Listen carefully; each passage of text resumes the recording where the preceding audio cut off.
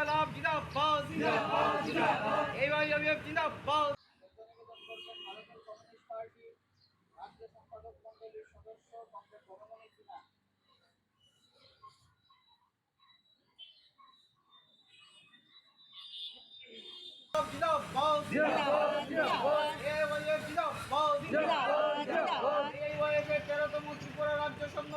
আজ সারা ভারত যুব ফেডারেশন আমাদের এই দেশের প্রথম সংগঠিত যুব সংগঠন এওয়াইএফ এর 13তম ত্রিপুরা রাজ্য সম্মেলন সংগঠিত হতে যাচ্ছে আমাদের জুনুদাস ভবনে।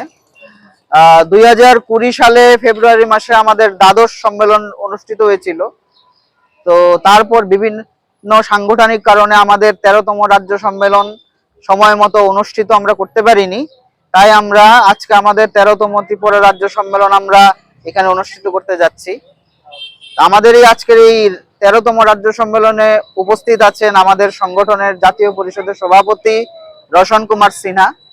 তো আমাদের আজকে এই সম্মেলনের যে মূল যে আমরা বার্তাটা দিতে চাই, আপনারা সাংবাদিকরা ইতিমধ্যে অবগত আছেন যে আমাদের ত্রিপুরা রাজ্যে বর্তমান যে বিজেপি আইপিএফটি ত্রিপুরা মতাজ্যের জোট সরকার, এই সরকার ক্রমাগত মানুষকে একটার পর একটা ভাওতাবাজি দিয়ে বিশেষ করে যুবকদের কর্মসংস্থান এবং তাদের বিভিন্নভাবে ওদেরকে ভাওতাবাজি করে চলছে এবং ওদের যে যুবকদের যেসব কর্মসংস্থানের ক্ষেত্রে যেসব কাজগুলো বিজেপি সরকার ক্ষমতা আসার আগে প্রতিশ্রুতি দিয়েছিল তার একটাও তারা পূরণ করেনি।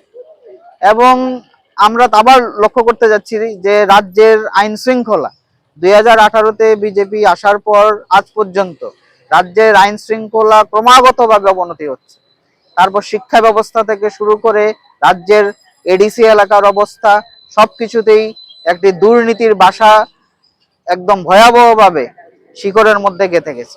এই যে আজকে এই রাজ্যের বিভিন্ন জ্বালাময়ী সমস্যা নিয়ে আজকে আমাদের এই রাজ্য সম্মেলনের প্রতিনিধি অধিবেশনে আমরা আলোচনা করব এবং আগামী দিনে আমাদের এই রাজ্য সরকারের যে জনবিরোধী নীতি, বেকার বিরোধী নীতি, যুবকদের বিরুদ্ধে যে একটি যুদ্ধ ঘোষণা করেছে, এর বিরুদ্ধে আমরা কর্মসূচি গ্রহণ করব।